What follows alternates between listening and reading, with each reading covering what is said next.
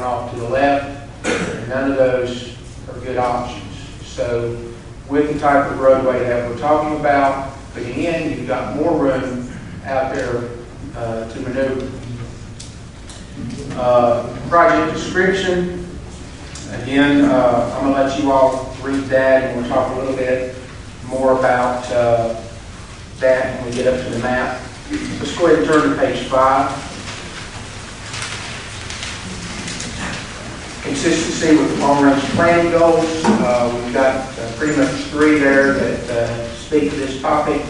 The first one is the Appalachian Regional Development Act of 1965. Congress authorized the construction of the Appalachian Development Highway System. It provides Graham County residents with improved access to other areas of the state.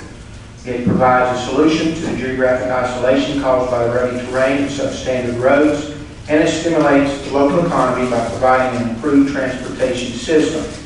The proposed project would also complete the Mission Link in the Appalachian Highway Corridor K, which is part of the ADHS.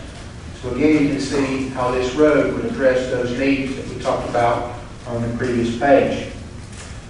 In addition to that, the proposed project is also part of the North Carolina Intrastate System, which was enacted by the Highway Trust Fund Act of 1989 to provide a high-speed safe travel service throughout the state. The US 74 relocation is a part of the NC Intrastate System with the goal of providing a 4-lane highway from Tennessee to Brunswick County in coastal southeastern North Carolina. The corridor is also part of the North Carolina Strategic Corridor from Chattanooga, Tennessee to Asheville, North Carolina. In September 2004, NCDOT, the Department of Commerce, the Department of Environment and Natural Resources adopted a strategic highway corridor planning program. The goals are to protect the mobility and connectivity of critical highways while using existing facilities to the maximum extent possible, fostering economic prosperity by moving goods quickly and efficiently throughout the state. So all 3 of those goals are met by this type of highway, the 4-lane divided highway that we're talking about tonight. Again, under the description of alternative corridors, I had a discussion there of the 4, and we briefly talked about that. We've basically got 2 corridors with 4 alternatives that comprise pieces of those corridors, and I'll go over that in just a minute. In the bottom paragraph there, I speak about how the proposed road does meet the initiatives of the 3 programs that I mentioned earlier. Control of access is a topic that you may have heard tonight. Control of access refers to how properties, homes, and businesses will gain access to the proposed US 74 route. Limited control of access means that access to the proposed US 74 will occur by means of ramps at interchanges or at-grade intersections.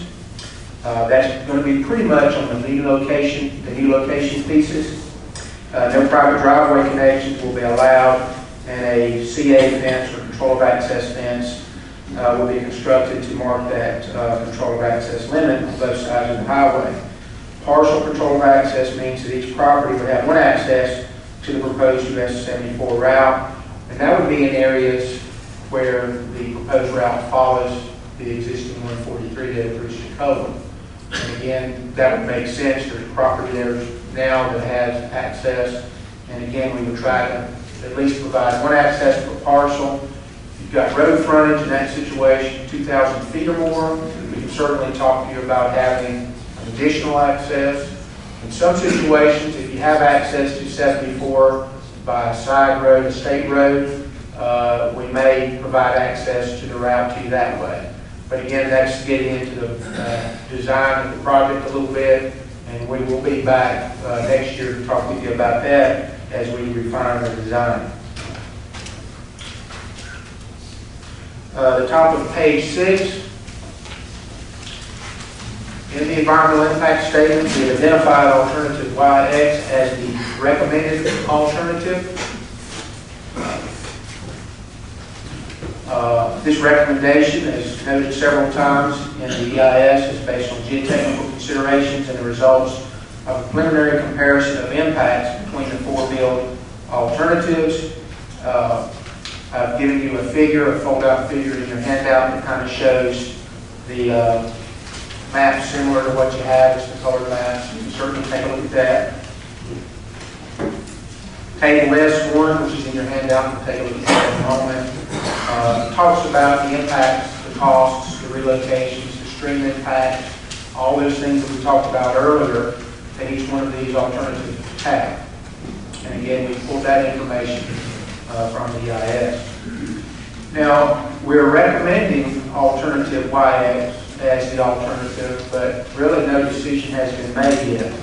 The last sentence in that paragraph next to the last sentence, it's noted earlier, the selection of the preferred alternative will not be made until the impacts of each alternative and all comments received tonight following this hearing have been fully evaluated. And again, the public will be notified when this selection has occurred. And again, I've got some noted design features there, and we'll talk about that. It's basically three that I wanted to highlight. Of course, one's the tunnel, another one's the bridge that crosses the Stokola Creek, and then the Super Street intersection design. I wanted to go ahead and introduce that to you tonight as well. And we'll talk about that when we get to the map. If you go ahead and turn to page 7, I've just got a brief sheet there of project information. You can see the length of the project is about 9.9 miles. The typical section speaks to the, if you laid the road on the end and looked at it, and you just slice it like you slice a loaf of bread. That talks about the number of lanes in each direction, what the shoulders would look like, what the median width would look like, and I've got that in here as well. And that's a picture that's in the back. We'll talk more about that. Right-of-way, the minimum full width of right-of-way required is 200 feet. I wish we could get by with 200 feet, but considering the topography out there, it will be greater in those field areas and those areas where we'll have to cut into the mountain. And again, we've shown that tonight on the hearing map. Again, I've broken out the two types of access control that we just talked about, just a little clearer information so you can find it easily. And then the tentative schedule. The schedules are subject to change. Right now, we are looking at starting right-of-way acquisition for the proposed project in 2012. And then as far as